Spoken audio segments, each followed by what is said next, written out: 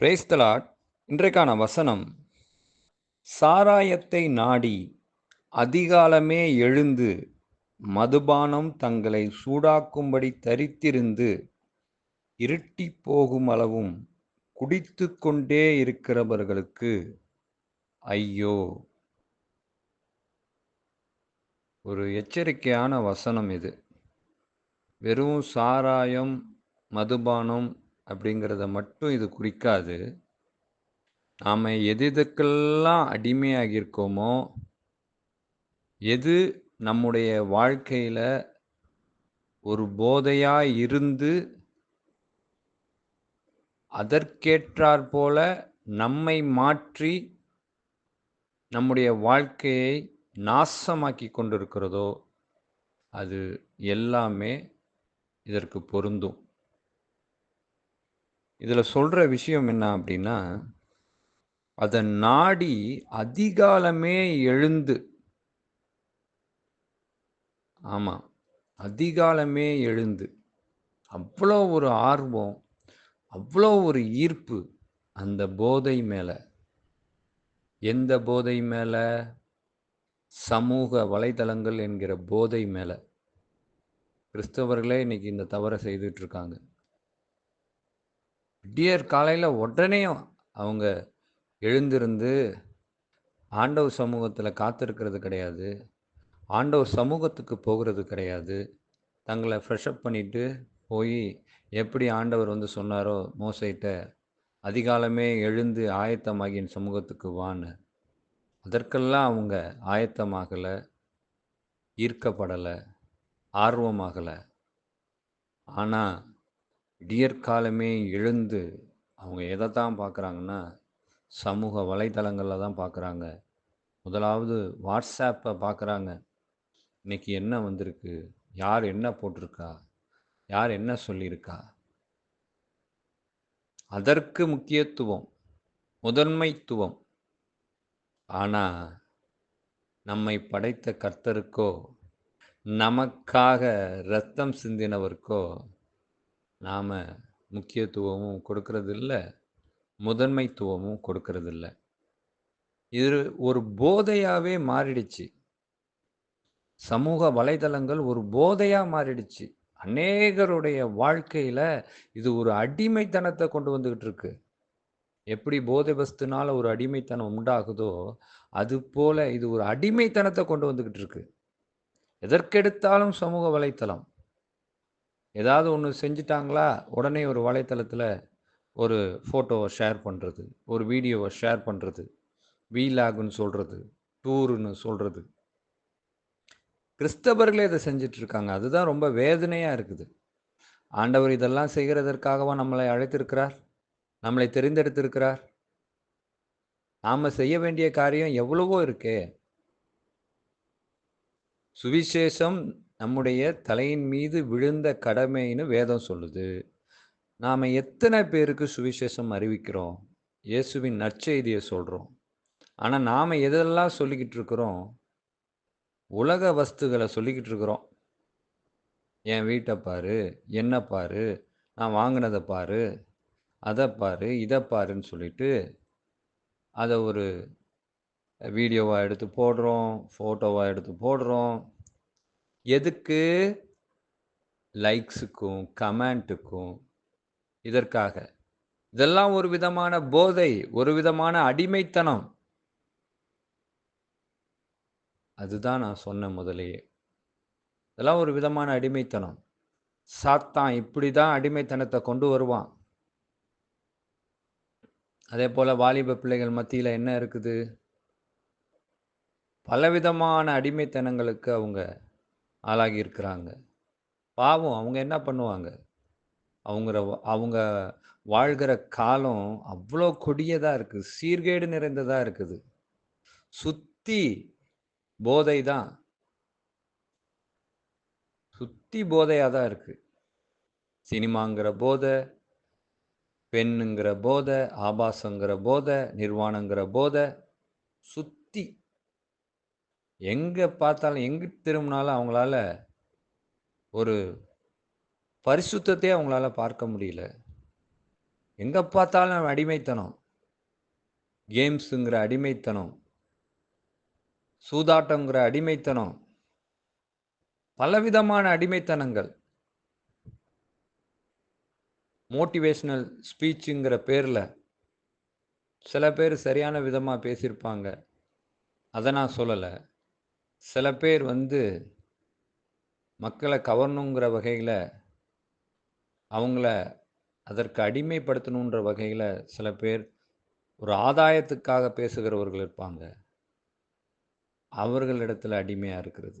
இப்படி பலவித போதைகளுக்கு அடிமையாகி நம்முடைய வாழ்க்கைய நாமே சீரழித்துக்கிட்டு இருக்கிறோம். அதற்கு நமக்கு எழுந்து ஓட முடியுது. உற்சாகமா, ஆர்வமா, ஆரவாரத்தோட நம்ம என்ன பண்றோம்? அதற்காக எதையும் செய்ய தயாரா இருக்கிறோம். அதுவும் அதிகாலையிலே எழுந்து, இது எப்படியாம் இரவு முழுவதும், இரவு வரைக்கும் குடித்துக்கொண்டே இருக்கிறவர்களுக்கு ஐயோ! அப்படின்னா என்ன அர்த்தம்? காலையில யூஸ் பண்ணா ஃபோன நைட்டு வரைக்கும் வைக்கிறதில்ல. ஏன் மிட் நைட்ல கூட ஃபோன யூஸ் பண்ணிட்டு இருக்கிறோம். ஃபோன் தேவதான். ஆனா, ஃபோனுக்கு நாம அடிமையாகக்கூடாது. நமக்கு தான் ஃபோன் அடிமையா இருக்கணும். நான் முடிவு பண்ணேன்னா, இப்ப நான் ஃபோன யூஸ் பண்ண மாட்டேன் அப்படின்ற ஒரு நிச்சயம் என்னிடத்துல இருக்கணும். முதலாவது ஃபோன் என்னத்த யூஸ் பண்றதுக்கு நம்ம பயன்படுத்துகிறோம்?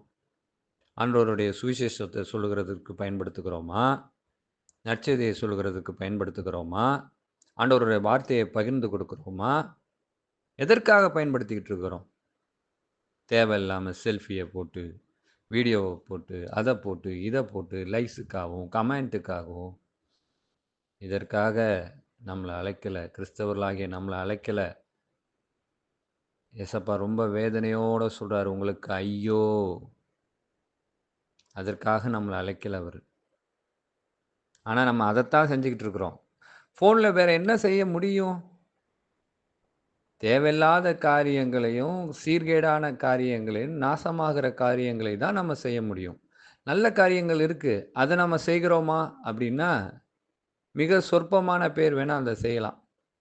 மற்ற most of the people phone use பண்றது எதற்குன்னு அவங்களுக்கே தெரியும். அதனால தயவு செய்து கிறிஸ்தவர்களாகிய இருக்கிற நீங்கள், எந்த அளவுக்கு நீங்க இந்த மாதிரி போதை வஸ்துகளாகிய இந்த சமூக வலைத்தளங்கள், ஃபோனு மற்ற விஷயங்கள்லேருந்து வெளியில நீங்க ஆண்டவர அறிவிக்கிறீங்களோ, அந்த அளவுக்கு கிறிஸ்தவர்கள் அல்லாதவர்கள் இயேசுவை அறிந்து கொள்வார்கள். இது முதலாவது. 2வது என்ன அப்டின்னா, மதுபானம், போதை வஸ்து இதெல்லாம். இன்னைக்கு மதுபானம், போதை வஸ்து இதெல்லாம் உட்கொள்றவங்க, அவங்களுடைய வாழ்க்கை சந்தோஷமா இருக்கா? அவங்க குடும்பம் சந்தோஷமா இருக்கா? அவங்க சொந்த பந்தங்கள் சந்தோஷமா இருக்கிறாங்களா? அவங்க சுற்றத்தார், உற்றத்தார் சந்தோஷமா இருக்கிறாங்களான்னா, கிடையவே கிடையாது.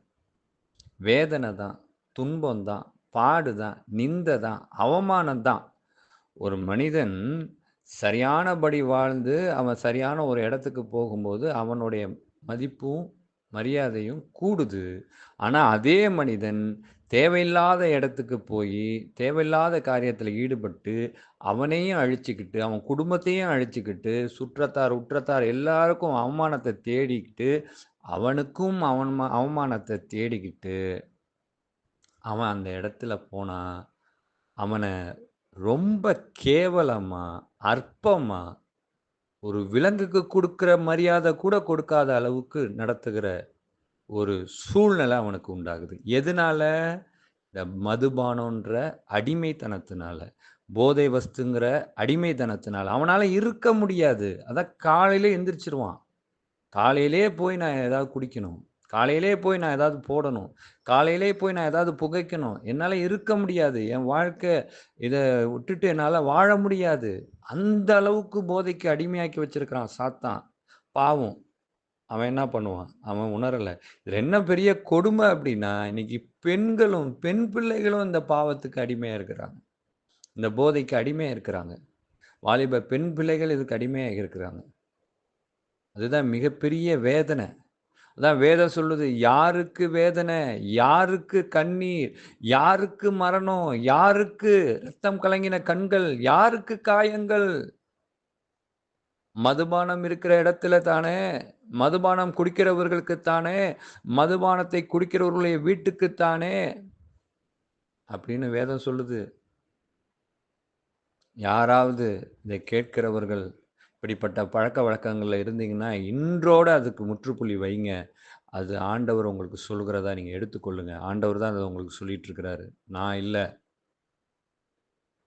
தயவு செய்து இப்படிப்பட்ட பாவங்களுக்கு, போதைக்கு அடிமையாகாதீங்க. சாத்தான் இப்படிதான் போதைய கொண்டு வருவான். ஒண்ணு நிர்வாணமான போதைய கொண்டு வருவான், ஆபாசமான போதைய கொண்டு வருவான், களியாட்டம் என்கிற போதைய கொண்டு வருவான், மேட்டிமை, பெருமை, புகழ், பெயர் அப்படிங்கிற போதைய கொண்டு வருவான். இப்படி உலக விஷயங்கள் அனைத்தின் போதையையும் கொண்டு வந்து உள்ள புகுத்தி, புகுத்தி, புகுத்தி நம்மள போதை வஸ்துக்கு அடிமையாக்கி கொண்டே இருப்பான். அப்படிப்பட்ட போதை வஸ்துக்கு. அடுத்தபடியா இப்படி இன்னும் சொல்லப்போனா, நம்மளுடைய கவர்மெண்ட்டே ஆதரிக்கிற அளவுக்கு இன்னைக்கு இந்த போதை வஸ்து இருக்குது. எவ்வளோ பெரிய கொடுமை அது. அதனால நீங்க தான் விழிப்புணர்வாகணும். ஆண்டவர் உங்களுக்கு ஒரு எச்சரிக்கைய இப்போ இன்னைக்கு கொடுக்கிறார். இத இன்னைக்கே நீங்க புரிந்து கொண்டு, இப்படிப்பட்ட போதை வஸ்துக்களுக்கெல்லாம் அடிமையாகாதபடி விடுதலையாக்கப்படணும். விடுதலையாக்கப்படுவீங்க. காதுள்ளவர்கள் கேட்கக் கடவர்கள். ஆமென்.